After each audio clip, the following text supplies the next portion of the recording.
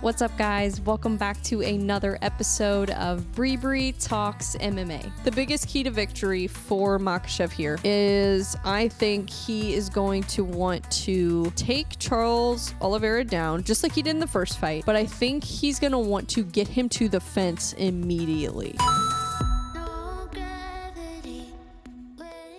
All right, guys, today I've got a fun episode for you. Even though there was no UFC this weekend, I am going to do a full breakdown, predictions for UFC 294. So I decided to do that. It's the next big pay-per-view coming up. It's a huge fight.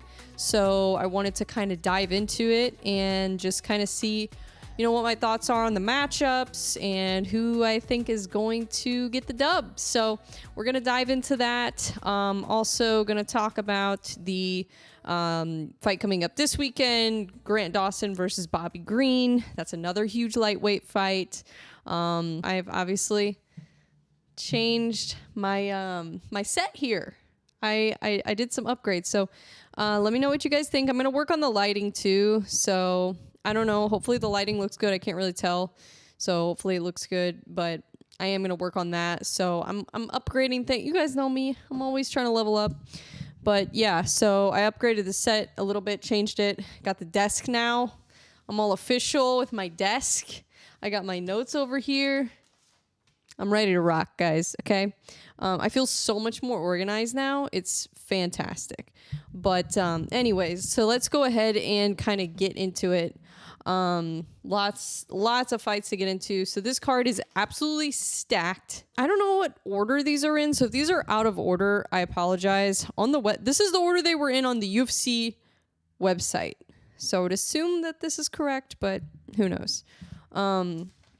But yeah, so the first fight I've got is Tim Elliott versus Mohammad Mokaev. So Tim Elliott is 20-12. This is a flyweight fight, by the way.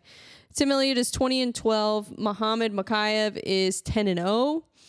And they're both wrestlers. So this is going to be really interesting. Obviously, two different styles of wrestling. Mokaev being undefeated, that to me is huge. So normally I'd probably pick Tim Elliott, but in this case, I think I'm going to go with Mokaev. I think I'm going to go with Mokaev by submission. Tim Elliott has been submitted before. So I think he's been submitted. I don't have it written down, but I think he's been submitted 5 times in his career. And he's had a lot of fights. He's had 32 professional fights. So Tim Elliott has a ton of experience. And I think that honestly could be what swings the fight in Tim Elliott's direction. Is just he does have so much experience. And he's also a great wrestler himself. So even though he's facing, a submission guy, a wrestler, he's got super, super good wrestling too. So it'll be interesting. And normally, yeah, like I said, I would normally pick Tim Elliott. But for some reason, I just have a feeling that Mokaev is going to figure out a way to submit him. Yeah, I don't know. It's also like with having all that experience too, you have more tape. There's more, Mokaev can go and watch a bunch of Tim Elliott fights, but Tim Elliott doesn't have that same capability with Mokaev because he's only got 10 pro fights. I'm trying to remember if Mokaev, how many fights he's had in the UFC. Yeah, he's had 4 fights in the UFC. Tim Elliott. Dun, dun, dun. Oh, I was right. He's been submitted 5 times. It's been a while, though. Last time he got submitted was Brandon Royval, and that was 3 years ago, back in 2020. Yeah, so his first fight was actually 2012 against John Dodson. So 11 years in the UFC. So that's a lot of UFC experience. And yeah, then he got cut or he left the UFC. Yeah, because he went on a 3-fight losing streak. And then he went to Titan FC, got 3 wins over there, won the belt, and then came back to the UFC, did the Ultimate Fighter, fought for the flyweight championship against DJ, lost, and then came back and won his fight against Louis Smolka. Man, he's had a crazy career to leave the UFC and then come back, his first fight back fighting for the title against Demetrius Johnson. He is tied for, this is crazy. Here's some interesting stats. Tim Elliott is tied for the most takedowns in UFC flyweight history. 58 takedowns.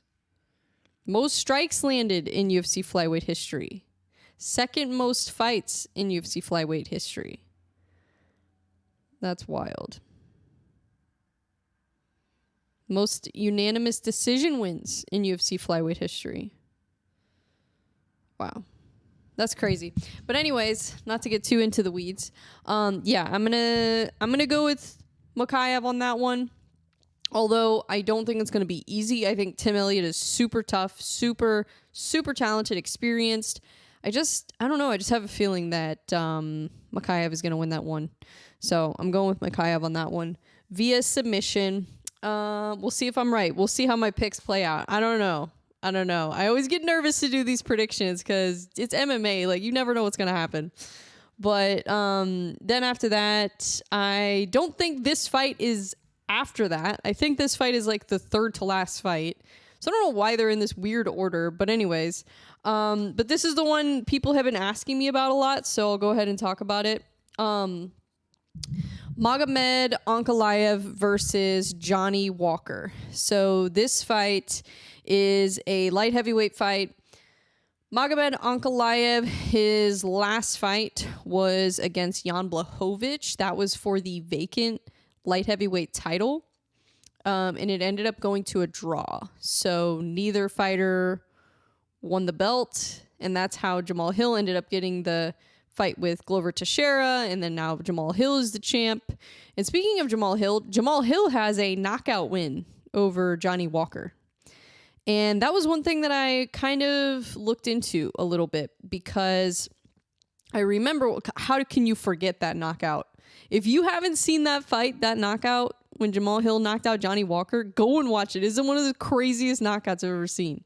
It's wild. But yeah, so Johnny Walker, super talented. He is 21-7. And Ankalaev is 18-1. So Johnny Walker's got more fights, but Ankalaev has a little bit more of the, I guess, less flawed resume. But yeah, so in that fight, in the Jamal Hill fight, Jamal Hill, who's a southpaw, switched to orthodox and threw a right hook, and it landed perfectly on Johnny Walker and slept him. I mean, he was out cold just with that right hand. I mean, it was nuts. So seeing that and knowing how good of a striker Ankalaev is, because that's the thing, like, people don't understand, Ankalaev has absolutely incredible striking. He's really not, like, you hear the name Magomed and you think like Dagestani grappler, but he's really not. That's not what he's known for. He's known for knockouts and TKOs. Like, he's known for his striking. So he, yeah, I don't know. He's got some avenues that he could go. I think it's really important for him to not get taken down in this fight. I think if Ankalaev can avoid getting taken down, then he'll be good to go. Because he does have a submission loss to Paul Craig. It's from a long time ago, and obviously he's improved a lot since then. And Paul Craig is one of the best submission artists in the game. So yeah, you get on the ground with Paul Craig, you're probably going to get submitted. But it's kind of the same thing with Johnny Walker. He's got some slick submissions too. And I believe he has 100% takedown accuracy. So if he tries to take you down, probably going to get you down. But interesting thing about Ankalaev, he has 86% takedown defense. So extremely high takedown defense for Ankalaev. So it kind of makes me wonder, is Johnny Walker going to be able to take him down? Because if he can't get him down, I do think that Ankalaev has the advantage on the feet. And I think that there are some openings that he could capitalize on. I think that Ankalaev, he's kind of kickboxer style. So when he throws a, he's a southpaw. He throws a kick with his rear leg from southpaw, and just beautiful high kick. And I've seen a couple other fighters. I want to say Anthony Smith maybe would have landed one. I know, gosh, I can't remember who it was, but somebody else landed that same high kick on Johnny Walker. And especially from southpaw, I think he's going to have a lot of success with that kick specifically. And I think that, I think if he throws that kick, which he'll probably throw it over and over again, and I think he'll be able to land it pretty often. I think also another opening that I noticed is, and I don't know if Ankalaev is going to do this, but I've seen it. So obviously Jamal Hill, when he knocked out Johnny Walker, he switched to southpaw, threw the right hook, or not switched to southpaw, switched to orthodox and threw the right hook.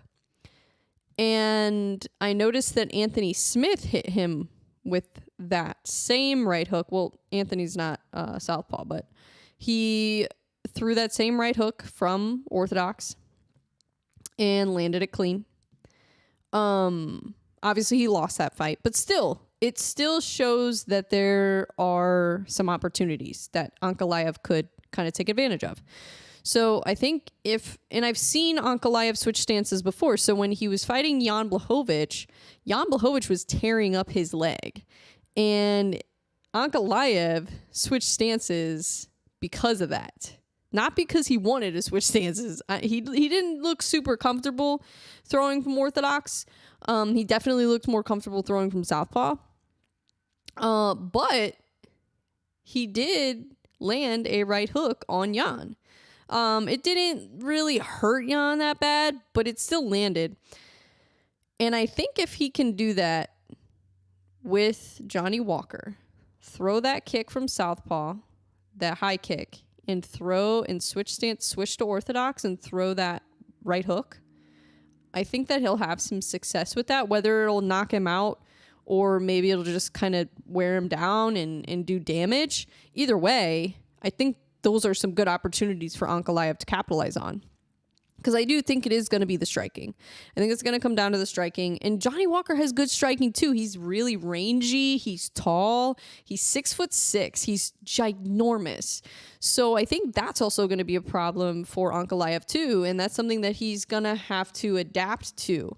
Which is why I think he would benefit from kind of playing around with switching stances, which I just wonder how comfortable he is with that. He's more of like a kickboxing style, a little bit more flat-footed. So I don't know. I just don't know how often he really incorporates that. And I know he did it in the Jan fight because he was hurt. So, but when I saw Jamal Hill do it, it looked like it kind of helped him kind of get in range. So I don't know. I'd like to see him do some stuff like that. I don't know. But even if he doesn't, I think he's still going to win the fight. I think he is going to just slightly, at least, edge him on the feet and win a decision. But I do think if he can capitalize on that head kick and throwing that right hook, then, and kind of if he can figure out Johnny Walker's range and kind of, not let that be a disadvantage for him, then I think he will be able to finish the fight. I think he's going to get like a knockout or a TKO. So that's my pick, is Ankalaev via TKO. Moving on to the next fight. Well, I don't know if this is the next fight, but this is the next one I have on my list. Abu Azaitar versus Sedriques Dumas. So Sedriques, this is a middleweight fight, by the way. Sedriques is very like tall, rangy, skinny looking guy. Obviously super muscular too, but like he looks really like long and skinny, and which I think that will really, really work for him, because Abu is only 5'9". which is kind of short for middleweight. I mean, there are other middleweights that are around that same height. Like when Kelvin Gastelum was fighting at middleweight, I think Kelvin's around that height. And there's been some others, but it is a little bit shorter than you typically see for a middleweight. So I think Sedriques is going to use that height and range really well. And also, fun fact, Abu, I don't know if you guys remember the last time they were in Fight Island, or maybe not the last time, maybe it was the time before, but it was like during COVID, whenever there was the whole COVID bubble and all that. So he was the guy that snuck in like the mysterious bag or whatever it was to Fight Island, which I still don't know what was in the bag. But he has been tested by USADA like probably over 30 times. He was tested 26 times in 2021 by USADA alone. So, and he hasn't even fought. He hasn't fought since March of 2021. So he's basically been out for 2.5 years. This fight was actually supposed to happen in March. Originally, it got rescheduled. So it'll be interesting. The last fight, Abu lost to Marc-Andre Barriault. And for Dumas, he's a Contender Series guy. So he actually won his Contender Series fight. It was at 47-second submission. He got a guillotine. And one thing I've noticed about him is he's got great reversals. So if he gets taken down, I think that's actually a good thing. So if, I don't know if Abu is going to try to take him down, but if he does, I think that Sedriques actually might want to welcome that, because he had a lot of success with that in his fight against Cody Brundage. So when he fought Cody Brundage took him down, or I don't even know how exactly it happened, how he got on the ground. But Sedriques reversed it every time. And he was able to get, over 11 minutes of control time. He was able to get 11 minutes of control time on Cody Brundage without initiating any of those grappling exchanges. Crazy, right? That's crazy. So he did lose one of his fights. He lost via guillotine to Josh Fremd. But one thing to note about that, in his fight against Cody Brundage attempted multiple guillotines, and Sedriques was able to defend all of them. So I think that's something he's worked on clearly. So I'm not as worried about that with him. So I am going to go with Sedriques. I'm going to go with Sedriques Dumas via decision. That's going to be my pick for that one. I think he's going to be able to grind out a decision. I don't know if he's going to be able to finish Abu, but I do think he's going to win the fight. So that's my pick. I'm picking Sedriques Dumas by decision, and I still want to know what's in that bag. I'm still curious what happened there. It's kind of funny. If anybody knows any updates on that story, let me know. I don't know. I haven't really heard much about it since then. So, and then there's a women's strawweight fight on the card. So Victoria Dudakova versus Jinh Frey. And Victoria is 7-0. She's undefeated. And Jinh Frey is 11-9. So Victoria, she is another Contender Series alumni. She's super, super impressive. She her last fight, it was kind of unfortunate. Her opponent broke her arm or something, like it was a bad injury. Like her arm was like falling off, like not falling off, but like it looked like it was like completely disconnected. Like, it was honestly like made me cringe watching it. And normally I don't freak out over stuff like that, but it was pretty rough. But it was like 30 seconds or a minute into the fight. So you didn't really get to see a whole lot, unfortunately, for her debut. So it kind of feels like this is her debut a little bit. And Jinh Frey, obviously super experienced. She's got 20 pro fights under her belt, but she is on a 3-fight losing streak. She does have good takedown defense. But Dudakova, she's got really good striking accuracy. She is just, she's undefeated. So she's got that going for her. Just not a whole lot to go off of because, yeah, her debut, I mean, she didn't really, she did look good, but it was like, how can you really judge a fight off of 30 seconds? You know, like you really can't. And unfortunately, yeah, her opponent got injured. So she does have quite a few submissions under her belt, considering she's only got 7 pro fights. So I'm going to go with Dudakova via submission. I don't know. I just have a feeling she's going to be hungry to get the win, get the finish, and add another win to her resume and go to 8-0. So I think she's going to win. I think she's going to figure out a way to submit Jinh Frey. So that is my pick for that one. The reason I say submission is because you just don't see a ton of knockouts in that weight class. And I don't know. I mean, I think Jinh Frey's been knocked out before, but I think it's been a while. And I just have a feeling that it's going to be a submission. I don't know why. I just have a feeling. Probably because I think half of Dudakova's wins, or over half of them, happen by submission. But just something makes me think that she's gonna want to finish that fight. So that is my prediction for that fight. And then there's a middleweight fight. I'm actually really excited for this one. So it's Bruno Silva versus Shara Magomedov. And you might remember Bruno Silva.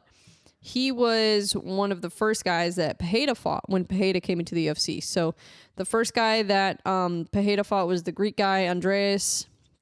He beat him. And then his next fight was Bruno Silva. And Bruno Silva, he's got a ton of experience. He's 23-9. Shara Magomedov is 11-0. Now the thing is that Silva has never been knocked out. And Shara, that's kind of his thing. He's kind of a knockout artist. He's got like these flashy KOs and he's very explosive. So that's kind of his style. I think that there is a chance that he could knock out Bruno Silva, but with Bruno Silva having, you know, that many fights under, he's got 32 pro fights under his belt, has never been knocked out. It's just the odds aren't very high, in my opinion. And the thing is that he's fought, you know, Pereira. You know, if Pereira couldn't knock him out, Pereira beat him via decision. So Pereira couldn't knock him out, you know, I don't know. I just don't see it happening. I think, and then I don't think he's going to win via decision. I think Bruno Silva is going to win via decision. That is my guess. Or no, TKO. I think he's going to win via TKO. Well, or it could be decision. But since I'm doing picks, I got to pick one. So I'm going to pick TKO or KO. Some kind of knockout. Yeah, so Bruno Silva has 20 knockouts under his belt. He's never been finished. He's been in there with Pereira. Yeah, that's a tough fight for Magomedov. And he's like I said, he's a knockout artist. He's got a ton of knockouts under his belt. He's got 10 knockouts, so only one of his fight wasn't a knockout. But I just think that Bruno Silva's more experienced. I think he's just very, very technical. He's got a good chin. He's not going to go in there. I don't know. Anything can happen in this sport, but I just don't see it happening. I don't see him getting knocked out. I think that Bruno Silva is going to finish this fight. That's what I think. But that's my opinion. And normally, you know, on these cards, I tend to pick more of the Dagestan fighters or the, you know, the Arab fighters and the people that are kind of in their home turf. But in this case, I'm going with the Brazilian. I'm picking Bruno Silva. So official pick, Bruno Silva via TKO or knockout. Either one. And then we've got a lightweight fight. Mike Breeden versus Anshul Jubli. So Mike Breeden is 10-6. Anshul is 7-0, so he's undefeated. Breeden is currently on a 3-fight losing streak, but he has faced some tough opponents. So his last few opponents were, you know, Terrence McKinney, Nathan Levy, and then also Alex Hernandez. So he's literally been facing like some of the most technical, toughest guys in that division. And Anshul, the experience for me is the biggest thing. So he's a guy from the road to UFC, which is where it's basically the ultimate fighter for Asia. And he's actually an Indian fighter. So he's, I think, one of the very few Indian fighters that are even in the UFC. So it's kind of cool to see, India we're starting to see more and more countries start to kind of come over to the UFC and MMA. So it's exciting. But he trains at Tiger Muay Thai. So that is one thing that does kind of freak me out about it a little bit, because it's like, yeah, if he's training at Tiger Muay Thai, he's got some sick kickboxing Muay Thai skills. But Mike Breeden trains at Marathon MMA. I think he's a coach there, actually, because he trains with Garrett Armfield. Garrett Armfield just got a win. Miles Johns, another guy from Marathon MMA, which is in Kansas City. And so they've got some momentum going right now. And also, training with Miles Johns, super powerful striker. But Garrett Armfield, he's got super technical boxing.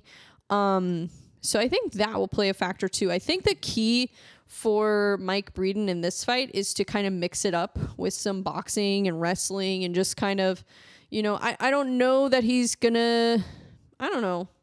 He might be able to finish this fight, but if I had to guess, I would say it'll probably be a decision. I think it would probably be a decision.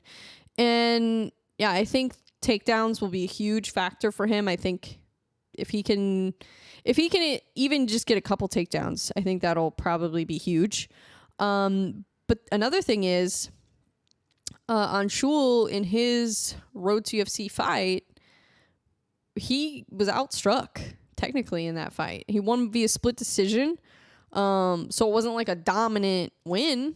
So I do think that gives a little bit of hope for Mike Breeden. Like, okay, if I just kind of mix it up with the wrestling, try to outstrike him and do more damage, I think that's going to be the key, doing more damage, because it seems like that's what the judges are looking for anyways. But at the same time, when you're going against a Muay Thai guy who's training Tiger Muay Thai, they specialize in damage. Like that's what they do. They're throwing knees, elbows, all kinds of crazy stuff. So, but I think if Mike Breeden can, kind of stay out of the danger zone, not get caught with too many knees and not get cut, that would probably be smart. But I think if he can avoid that and kind of, wrestle a little bit, box a little bit, if he can mix it up, I think that he could work his way to a decision. So I'm going to go with Mike Breeden on that one. He's more experienced. He's training with other UFC guys, and they've got some momentum going at the gym right now. So I think I'm going to go with Mike Breeden on that one. I'm going to go with Mike Breeden via unanimous decision, or any kind of decision really. So yeah, I also just think he's faced tougher opponents. Like when you've been in there with Alex Hernandez and Nate Levy. I mean, Nate Levy's really good. So it's like, yeah, of course, those guys are tough to beat. So his losses, while he's got some losses, he's on a 3-fight losing streak, but all 3 of those guys are absolute powerhouses in that division. Mohammad Yahya versus Trevor Peek. Oh, Trevor Peek. What an entertaining guy to watch. Jeez. So he is just a wild guy. His style is just crazy. Like he's definitely kind of more of a brawler. He's really fun to watch. If you've never watched him, he's really fun to watch. He's got 100% knockout rate. So all of his wins have either been knockouts or TKOs, and he's 8-1. Yahya is 12-3. And Trevor Peek has never been finished. So his last fight with Chepe Mariscal went all the way to decision. It was a banger fight. I think it was fight of the night. So he's never been finished. And even when the fight does go to decision, it's like he throws everything in there. So this is going to be a tough fight for Yahya. All 3 of Yahya's losses have been finishes. So every single time he's lost, he's been finished. So I'm going to pick Trevor Peek via knockout TKO. Either one of those. I think he's going to be able to get the finish. I think, this is going to be a tough fight for Yahya. I don't know. I mean, he's got a little bit more experience than Trevor, but he's also been finished, and Trevor Peek hasn't. And Trevor Peek specializes in finishing people. He's got 8 knockouts. So, I'm going with Trevor Peek via knockout. Enough said on that one. And then we've still got way more fights to go, guys. Like, we're not even halfway through yet. We still got a lot to go. Javid Basharat versus Victor Henry. This is going to be a really interesting fight.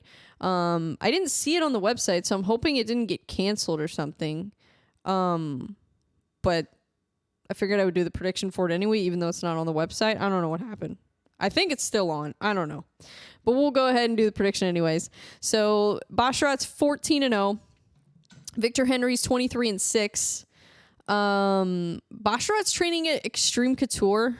But the thing is that Victor Henry, he's never been finished. So I don't know. I don't really know a whole lot about Basharat, but the fact that he's training at Extreme Couture, that's a very good sign. They're doing a lot of great work there. Eric Nixick, Dennis Davis, like they've got some incredible coaching. They've got just so many different guys to train with. I think that's the biggest thing. There's so many different styles of fighters there and so many different calibers of fighters. So I think that's huge. And this is a bantamweight fight, by the way. So I'm going to go with Basharat. He's 14-0. It's kind of hard to kill that momentum. You have 14 fight win streak. You've never been defeated. So I think he's going to win via decision. That's my pick. Not much to say on that. I just don't know a whole lot about either fighter, but that is going to be my prediction. And then Said Nurmagomedov, we love to hear that name, versus Muin Gafurov. This is another bantamweight fight. Said Nurmagomedov, 17-3. Gafurov, 18-5. So, I don't know. I don't know. You see the Nurmagomedov name and you want to pick Nurmagomedov, but the thing is that even though Gafurov doesn't have any wins in the UFC, he did have wins in one championship. In one championship, I don't really follow one championship a whole lot. Like I try to, pay attention a little bit, but it's just there's so many organizations, you can only handle so many. But having that experience, I think, is huge, and it's a different, type of fighter in one championship. Like I feel like there's more strikers in one championship, like really, really, really technical strikers. But also you've got guys like Mighty Mouse, who are just absolutely insanely well-rounded, probably the highest fight IQ ever. So like there's some real talent in one championship. So just because he doesn't have wins in the UFC, I don't think that's really necessarily a bad thing. Just because he does have a lot of experience in one. He did lose his Contender Series fight via split decision. But he does have 10 knockouts under his belt. So like I said, he's 18-5, 10 of those wins coming by knockout. But he doesn't have any wins in the UFC. So that's the only thing. He lost the Contender Series. He lost the UFC fight. So if he doesn't win this fight, I don't know what the future holds for him. But, so they're both on a 1-fight losing streak. Said, lost to Martinez his last fight. But one thing about him, he has gotten a guillotine win 3 times. So maybe that might be something to look out for is his guillotine. But ultimately, I think I'm going to pick Nurmagomedov, but I think I'm going to go with decision. I don't know that he is going to necessarily finish Gafurov, but he does have those guillotines under his belt. So I don't know. It could be something to think about, something to consider. But I'm going to go with decision. I don't know. I just have a feeling it's not going to be a finish. I think it's going to go all 3 rounds. So But I'm going to pick Nurmagomedov because it's Nurmagomedov. I don't know. What do you guys want me to do? That's what I'm picking. I'm going with Nurmagomedov. Just like every casual will probably see that name and pick Nurmagomedov because they think it's Khabib. He doesn't have anywhere near the skill level of Khabib. Just saying. But I'm still going to pick him. Nasruddin Imavov versus Ikram Aliskerov. This is a middleweight fight. This is a really interesting fight, actually. I'm excited for this one. So, Imavov's from Dagestan. He actually lost to Sean Strickland, which, looking back on that, now I'm thinking, like, I should have seen the Adesanya win a little more clearly after watching that fight. I kind of forgot about that fight. And I forgot how good Imavov actually is. Like, he's got a decently high finish rate. He's never been knocked out. He has wins over Joaquin Buckley, Shabazian, Ian Heinisch. So he's got some impressive wins. But here's the deal. The guy he's fighting, Aliskerov, he is a 4-time Combat Sambo champion. So he's got some just incredible skill. And his only loss was to Khamzat Chimaev. And this was even before the UFC. So his only loss was to Khamzat Chimaev. And he's from Contender Series. So he won his Contender Series fight. It was a round 1 Kimura. 10 out of his 14 wins have been by finish. So yeah, he's 14-1, only 1 loss, and it was before the UFC to Khamzat Chimaev, who's an absolute monster and still undefeated, and is actually going to fight on this card, which is really interesting because they're both middleweights. So that'd be cool to see them rematch maybe at some point if Aliskerov just dominates Imavov. Yeah, I don't know. It'd be kind of fun. But yeah, I'm going with Aliskerov via submission on this one. That's what I think is going to happen. I mean, his Sambo experience and just, yeah, I just think, like, his Contender Series fight, I got a round 1 submission. Like, I think this guy's legit. I really do. I mean, it is kind of still, I guess, early in his career. Not really super early. I guess in his UFC career, it's still early. But yeah, I just have a feeling. I have a feeling about him. Sometimes you just have a feeling about a fighter that, like, they're just not going to lose. Like, you know, like, you just like, yeah, I just don't think they're going to lose. So, yeah, I don't think he's going to lose. I think he's going to win. Then we got, we're getting up there. We're getting up there in the card. Whoo, I'm getting excited. So we've got Nathaniel Wood versus Mohammad Naimov. So this is a featherweight fight. Super excited for this one. Big fan of Nathaniel Wood. Always love watching him fight. He's super experienced. He's 20-5, and Mohammad is 9-2. So big experience gap there. Mohammad's got less than half the fights that he does. I also think that Nathaniel Wood has had much tougher competition in his career. He's got really good wrestling, takedowns, and he actually used to fight at bantamweight, and he moved to featherweight, and he is 3-0 at featherweight. So he is undefeated at featherweight. So I'm thinking that, you know, maybe featherweight was the right move for him because it seems like he's having a lot more success there. He has pretty high takedown accuracy, so I see him probably taking this fight to the ground. And Mohammad, he's never been finished, but he did lose his Contender Series fight. In his last fight, he was taken down 3 times. So I have a feeling that Nathaniel Wood is probably going to grind out a decision on this one. I think he's going to wrestle, strike, you know, do whatever he's got to do. But I think it's going to be a lot of wrestling. I think his experience is just going to really give him a huge advantage in this one. So, yeah.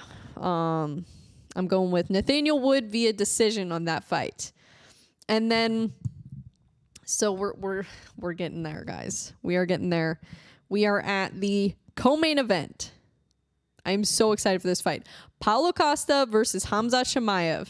Obviously, this is a middleweight fight. Oh, gosh. I really don't want to predict this fight, to be honest, because I feel like as soon as I make my prediction, it's going to like jinx the fight. But I do. Okay, well, I'm not going to give away my prediction yet. I'm going to go through the stats, go through the whole spiel, and then I'll give my prediction. Cuz I want you guys to anticipate it and have to guess what I'm going to say. So, Paulo Costa 14-2. Obviously, one of his losses was to Adesanya. The other loss was I think it was Vettori. Yeah, I think it was Vettori. That was a fun fight though. That was a good fight. I enjoyed that fight with Vettori. But yeah, he's got 2 losses. But his only 2 losses were like top guys. So yeah, and he's coming off a win over Luke Rockhold. Now, here's the thing. Luke Rockhold, not the same guy he was back in the day. So, but the thing is Rockhold showed a lot of heart in that fight. He stayed in the fight. He didn't quit. There were moments where it looked like he could have, and he looked like he literally was just like about to collapse in that fight, but he stuck it out. He stayed in there, so I'll give him props for that. But yeah, Paulo Costa absolutely destroyed Luke Rockhold via decision. One thing about Paulo, he's got some really powerful striking. He's also very accurate. I think people kind of forget about that. I think he's got even better striking accuracy than Adesanya does. So, which is crazy. He's got really good takedown defense too. So that's another thing. It's like, is Khamzat going to be able to take him down? I don't know. Khamzat does have really good takedown accuracy, and he's relentless with his takedowns and his pressure. And also, Paulo Costa has the secret juice. He's got the secret juice. Yeah, I don't know. It does make you wonder. I think he's been investigated by USADA before. Maybe because of the secret juice. But no, I don't know. And he's such a troll though. He posted this picture of him photoshopped and it looked like he was like 300 pounds. It was so funny.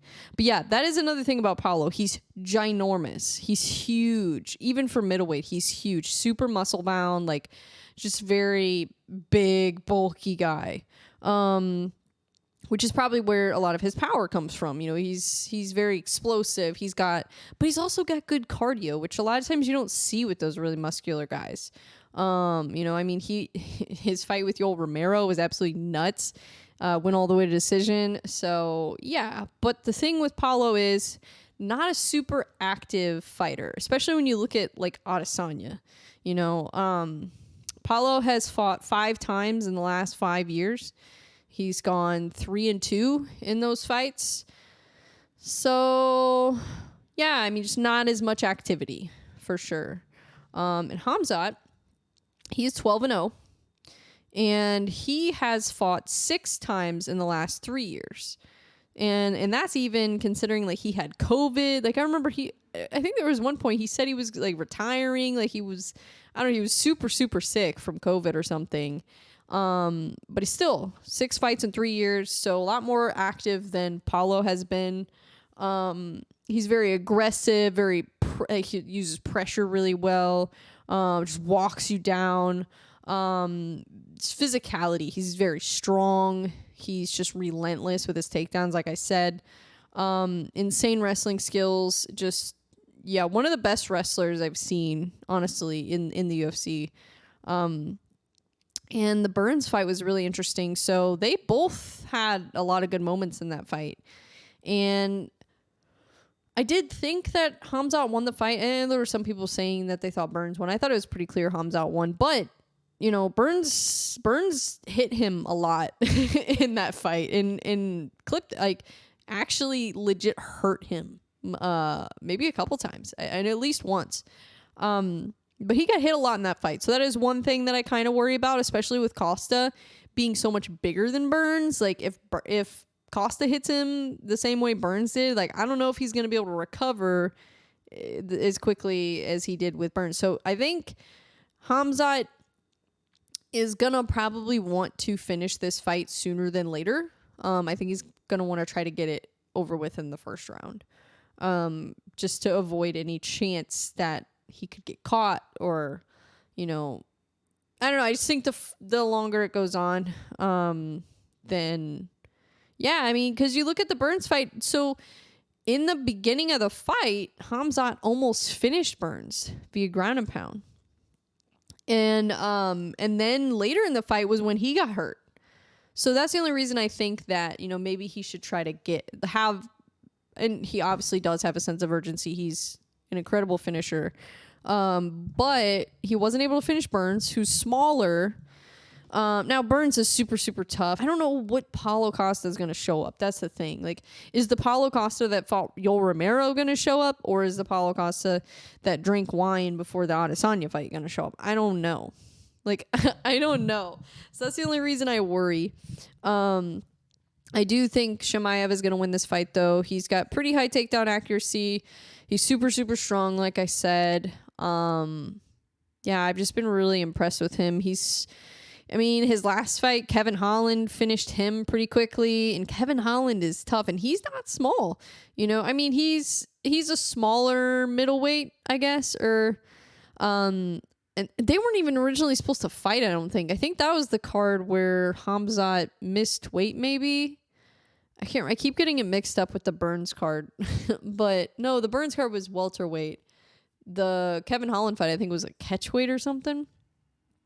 But still, Kevin Holland's fought a lot of tough middleweights.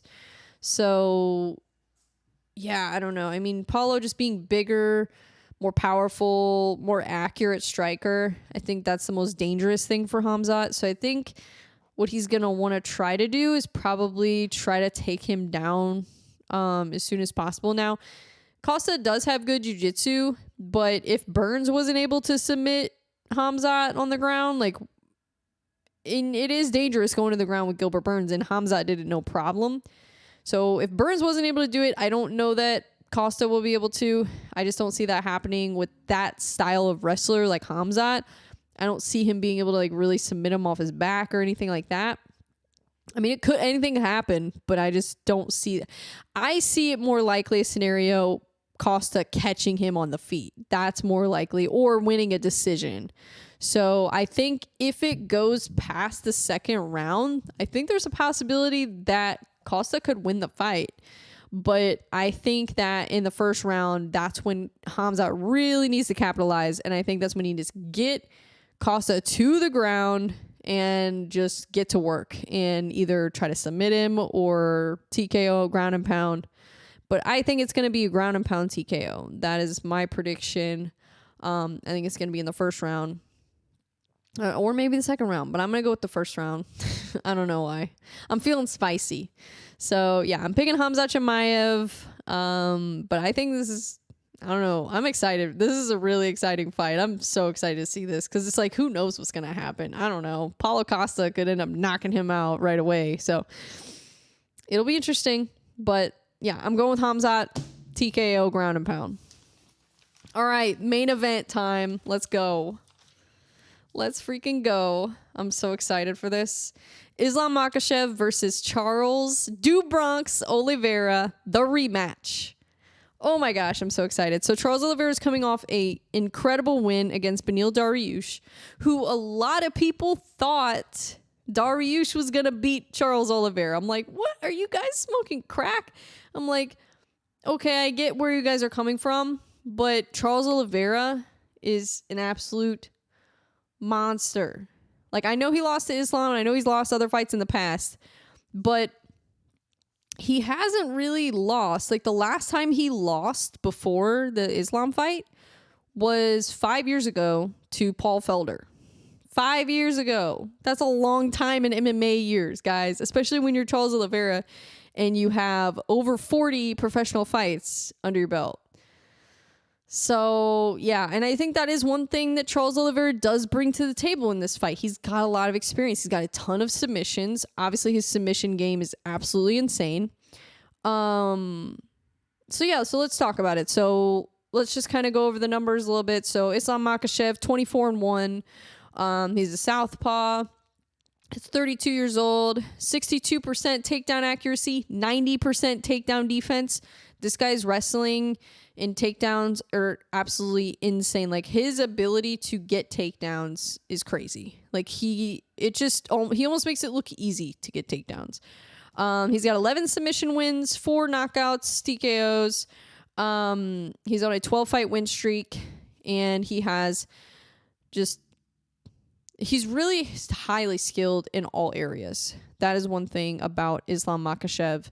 I think that makes him not better than Khabib, because I do think Khabib had a more perfect career, I guess you could say. But at the same time, Islam, I think he has better striking than Khabib had. And he's got great wrestling too. That's the thing. Like, he's a great wrestler. He's a great striker. He's also really good defensively. And I think that is a big, big factor for him, is his defense, not only on the feet, but also on the ground, is absolutely incredible. He's got super impressive defense. So I think, let's go through the numbers for Oliveira, and then I'll kind of get into my little prediction. So Charles Oliveira, 34-9.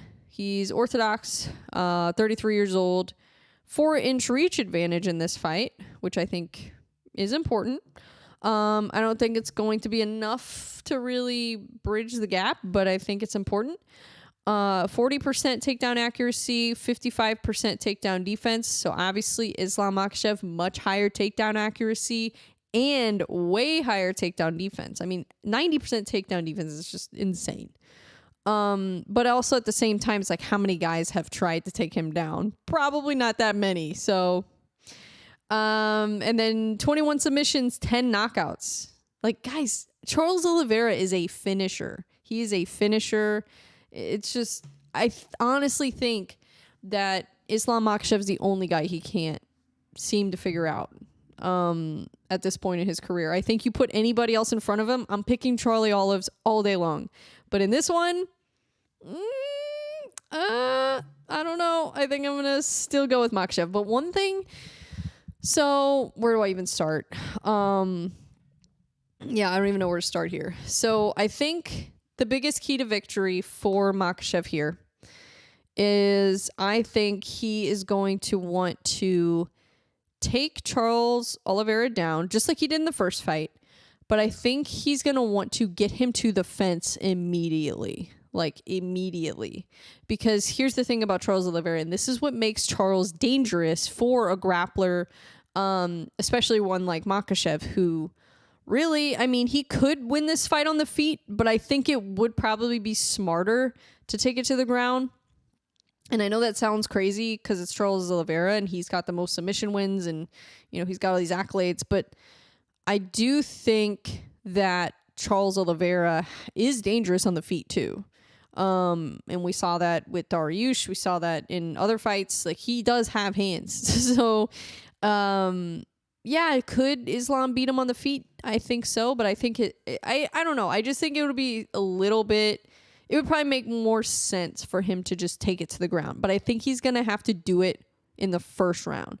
And I think that if it goes past, and I just kind of said this about it's kind of a similar fight to Khamzat versus Costa, in the sense that, you know, Makhachev is just so dominant, just like Khamzat. He's dangerous on the feet, he's dangerous on the ground, but then their opponent, where they don't have the same, I guess, threats, they do have these little things about them that make them very, very dangerous. So it's kind of similar. Like, I do think that Islam is going to want to have a sense of urgency, and I think he will. I think he's going to try to finish this fight as soon as humanly possible, because in the last fight, he took him down right away, but they were not in the middle of the octagon, but they weren't near the fence. And the problem with that is that when Oliveira has space, when he's not, pretty much unless he's stacked up against the fence, like if you have him like in a stacked guard, like if you're mounting him and you got him stacked and he's against the fence, I think that kind of nullifies a lot of his attacks from the bottom. But for Makhachev, I think it would be smart for him to, like I said, get him away from the middle of the octagon, because the closer Oliveira is to the middle of the octagon, the more opportunities he has, A, to reverse it, B, to get some kind of a submission off his back, you know, whether it be like a triangle or an arm bar, guillotine, whatever it is. We know he's got that ability for sure. And another thing about Charles Oliveira, it's not just the submissions. He's very active on the bottom. And he's going to throw elbows from the bottom. He's going to throw up kicks. He's dangerous on the bottom. He will probably honestly kind of want Islam. And he kind of did let him take him down in the first round of their first fight. So I wouldn't be surprised if he kind of does that again. But I think Islam will be a little bit more hip to that this time and know, okay, he wants me on the ground because he's going to try to elbow me. He's going to try to submit me. He's going to try to finish this fight from the bottom. So I think what he needs to do is get Charles to the fence sooner in the fight than he did the last time. I think if Islam can get him down early, really early, so he has time, drag him to the fence immediately. Don't waste any time because, like I said, Charles is dangerous from the bottom. He's very, very active. He's going to be relentless, throwing all kinds of different things from the bottom. And he has a very active guard too. And yeah, I mean, he's the type of guy that could get a elbow knockout from the bottom. You never know with that guy. He's very dangerous. So I think that if he can get him down early, drag him to the fence immediately, then I think he could finish the fight via ground and pound. I don't know that he's going to be able to pull off the submission the same way that he did in the first fight. Because that, I think, more had to do with Charles getting dropped than it did with Islam's submission skills, which obviously Islam has incredible submission skills. But I think this time around it's going to be ground and pound TKO. But here's the thing about Oliveira. He looked really good against Dariush. So it does make you wonder, could Oliveira win this fight? I don't know. And I don't think that he's going to... Here's the thing. Just because I think Islam is going to win in the first round doesn't mean I think it's because he's that much better of a fighter than Oliveira. I think he's going to win in the first round because that's the only way he's going to win. If he doesn't finish this fight in the first couple rounds, I think it's going to be Oliveira's fight. I honestly do. I don't see Islam going to decision with Oliveira and winning the fight. I think Oliveira will dig deep.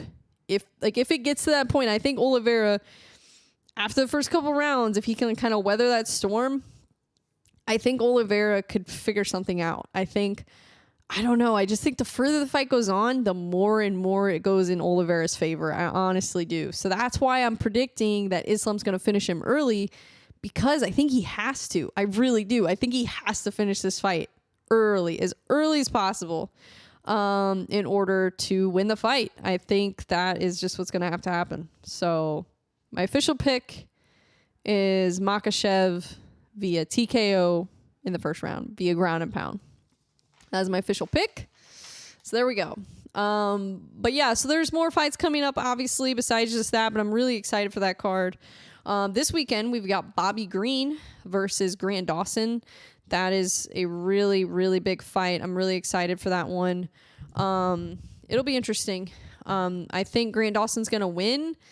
I think that Bobby Green is super, super experienced. He's obviously a vet of the sport. He's got 44 pro fights, I think. He's got a ton of pro fights. But Grant Dawson, he's got...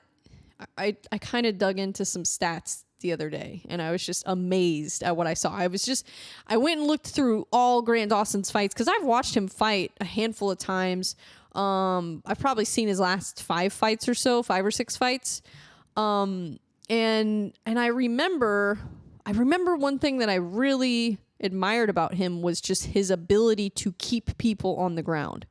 That was what I really stuck out to me, I guess. Because you see guys like Islam and Khabib, and they can take people down over and over again. They're relentless, but keeping them on the ground, Grant Dawson has way more control time in the UFC than Islam Makhachev does. It's actually kind of crazy. Grant Dawson has over 73 minutes of control time in the UFC. That's so crazy. And I think his total fight time, it's like a little over 100 minutes. So it's basically 70% of the time that he's been in that octagon, he has been controlling it on the ground, which is absolutely nuts. And he doesn't need that many takedowns. That's the thing. He only got 3 takedowns in his last fight, the fight against Ismagulov. And he had 12 minutes of control time in that fight. 3 takedowns, 12 minutes of control time. That's nuts. That is nuts. Now, one thing I do worry about with Bobby Green is Bobby is just so unpredictable. He's so, like, his style is so unique. He's such a hard, like, I would imagine that's a hard fighter to prepare for. And I think it's kind of perfect timing for Grant being at American Top Team now and training with, like, really, really top level guys. I think that's huge for him.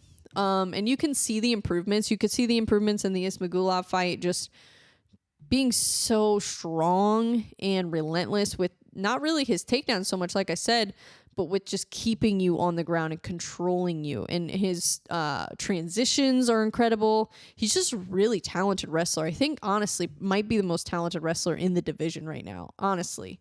I think he might possibly be a better wrestler than Islam Makhachev. I honestly think so. And I think it would be really interesting to see them two fight.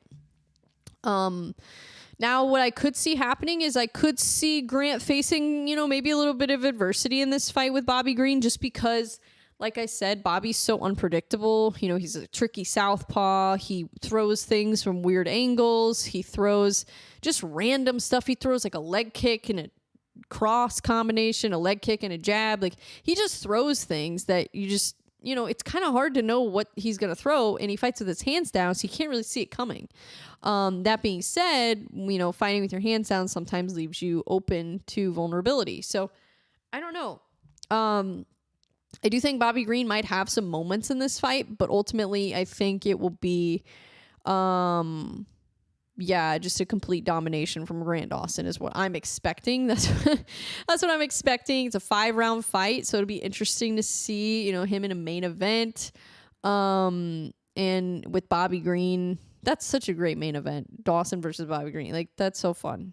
Just like a vet versus a guy that's kind of, making a name for himself. He's finally, I can't remember if he's in the top 10 yet. I think he might be. Yeah, I think he's in the top 10 now. So he's finally in top 10. And a lot of people are just kind of starting to learn about Grant Dawson, but like, he's been in the UFC for a while. Like, he's been in the UFC for quite some time, and he's been winning for a long time. So I think he only has 1 loss. Let me look that up, make sure that's true.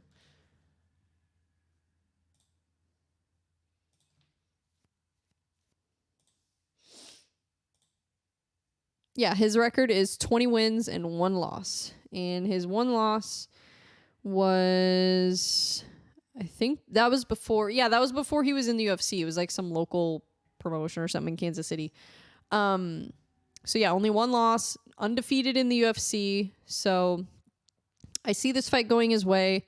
I don't know how he's going to win it. I would probably lean toward a decision, maybe. But I think even if he does face some adversity, like, here's the thing. In the Mark Madsen fight, he got dropped early in the fight, and then he was able to overcome it and take him down, and then he ended up getting a rear naked choke. So, yeah, I think Grant has shown that not only can he wrestle, obviously that's what he's known for. He's got decent striking, though. His striking has gotten better. His striking has gotten a lot better. And he also has shown that he can come back from adversity. So I think he's shown us enough to show us that he can beat Bobby Green. I just think that Bobby Green is just like, you never know what he's going to do. You just never know. And Tony wasn't able to take him down. He showed some pretty good takedown defense in that fight. But the thing is Tony as skilled of a wrestler as Grant Dawson? No, I don't think so. I think Grant Dawson, like I said, I think he's the best wrestler in the division right now. I really do. Like, I don't know. He's really talented. So I'm excited. It's going to be a fun card. So I'm going with Grant Dawson on that one. But I'm a big Bobby Green fan. He's fun to watch every time. And he's so experienced. He's got so many fights. So that'll be a big win. You know, if Grant Dawson can beat him, that'll be a big win to have on his resume and something that I think he'll be really proud of. So, yeah, that'd be really cool. But anyways, getting into the fight news. Some fights were announced recently within the past couple of weeks. I'm going to go through some of those. Starting with the welterweight title fight. Finally, we got a welterweight title fight on our hands, guys. I'm so excited. Leon Edwards versus Colby Covington. I know Colby Covington definitely does not deserve this fight, but whatever. He's getting the fight. Is anybody surprised? No. I don't know who wins that fight, actually. I think I might. I don't know. I think I might lean toward Covington. Just because, like, he is really talented. Like, does he deserve to fight? No. Is he my favorite fighter? No. Is Leon Edwards one of the best welterweights I've ever seen? Yes. But is Colby Covington extremely skilled and talented and have what it takes to beat Leon Edwards? Yes. Yes, I think he does. So, I don't know. But Edwards, man, he's been on fire. He looked really good his last fight. So, we'll see. We shall see. I think it actually might work into Colby's advantage, not being active. I think, you know, he's not getting injured. He's not getting beat up. So maybe it's a good thing that he hasn't been fighting. Unless you count the street fight with Masvidal. Oh, I love Masvidal. I kind of want to see them fight. That'd be fun. I don't know. I mean, do they need to fight again? No. But does Colby deserve this rematch? I guess if you think about it, though, it's like, who else would fight for the title? I guess Bilal. Yeah, Bilal deserves it. That kind of sucks. Yeah, that sucks for Bilal. I would definitely feel very screwed over if I were Bilal right now. But anyways. And then we got Royval versus Pantoja, another title fight. So flyweight title on the line. Pantoja's first title defense. That's a tough first title defense. Brandon Royval. That's going to be fun. Frivola versus St. Denis. That's going to be a fun fight. Rob Font versus Figueiredo. Take my money. Figueiredo moving up to bantamweight. Cannonier versus Delice. Didn't see that coming. What? I don't know. I don't really understand that fight, but I mean, I'm not going to complain. It's going to be a great fight, but I don't necessarily understand why they hate Cannonier. I don't know. I thought he was going to maybe get either a title eliminator or a title shot next. At least a title eliminator. Come on. He's 39. He doesn't have much time left. I don't know. Whatever. It'll be a good fight, though. I'm excited. Shavkat versus Wonderboy. Gosh, I don't know what to expect on that one. Actually, I think that is a dangerous fight for Shavkat. Just because he has shown that he gets hit. He does get hit. And if you get hit clean by Wonderboy, like, you might go night-night. So, I don't know. But ultimately, I think Shavkat will win. Yeah, he's really good. He's super, super talented. So, I'm going with Shavkat. But, gotta love Wonderboy. Gotta love Wonderboy. And then another welterweight fight, Ian Gary versus Vicente Luque. I don't like this fight. I don't like it, first of all, because Vicente Luque literally had a brain bleed. And I know he won the fight against Dos Anjos, and, you know, he's back, but Ian Gary's a really talented striker. Like, I'm just worried, like, if Vicente gets hit with a head kick or something, like, what's going to happen? I don't know. But also, at the same time, this is a big step up for Ian Gary. Vicente Luque is really, really good. So I don't know. We'll see. I just hope he doesn't get head kicked. Please, Lord. Please, Ian Gary, be nice. I don't think he's going to be nice, but we can ask. I hope Vicente Luque wins that fight, for the love of God. But I have a feeling, just for some reason, I have a feeling Ian Gary's going to win. It just seems like he's at that point. He's got that confidence to where he just, I don't see him losing for a while. I think he might face some adversity in that fight though. Or maybe Vicente, grinds out a decision or something like that, but I don't know. We'll see. Sean Brady versus Kelvin Gastelum, another welterweight fight. And that is a fun fight. I'm excited for that one. I love watching. Every Kelvin Gastelum fight is fun to watch. Tabitha Ricci versus Lupi Godinez. That is going to be a banger. Another great female fight. Make sure to tune into that one. And then Tony Ferguson versus Patty the Batty Pimblett. Please, Tony. Please. I'm begging you. Please knock him out. I don't know why. I just can't get on board with Patty Pimblett. I tried to be a Patty Pimblett fan, and then he didn't win that fight against Jared Gordon, and ever since then I've just been salty about Patty Pimblett. I don't know. I don't know. It was just because he was so hyped up, and then for him to do that, it was just like, really? Really? You had all this hype, and then now, I don't know. I mean, he still won the fight technically, but I thought Jared Gordon won the fight. I don't know. But I think Tony could win this fight. I do actually think Tony could win this fight. I thought he could win the Bobby Green fight too. And honestly, until that eye poke, it looked like he was about to. Like, he dropped Bobby Green bad. And then literally 15 seconds later got poked in the eye. And that gave Bobby an opportunity to rest, gave him an opportunity to recover, get a hold of himself, and then Tony, his eyes compromised. So yeah, I don't think people give Tony enough credit on that one. And I'm a Tony fan, so maybe I'm biased, but I think I'm gonna go with Tony. Yeah. I know he's on a 6-fight losing streak, but it's Tony Ferguson, guys. He's capable of anything. Okay? And if there's anybody that we want to win, it's Tony. If you're rooting for Patty on this fight, it's like, what are you doing? I just don't. I don't know why you would root for Patty in this situation. I wouldn't. I'm rooting for Tony. I always root for Tony though, so that's like no question. Yeah, so those are the fights that are coming up. Who saw that fight coming too, by the way? From Matt Davies Photography, thoughts on Bellator 300? It's really honestly unfortunate that Bellator is so bad at promoting. Because I honestly, if I weren't involved with MMA media, I wouldn't have known.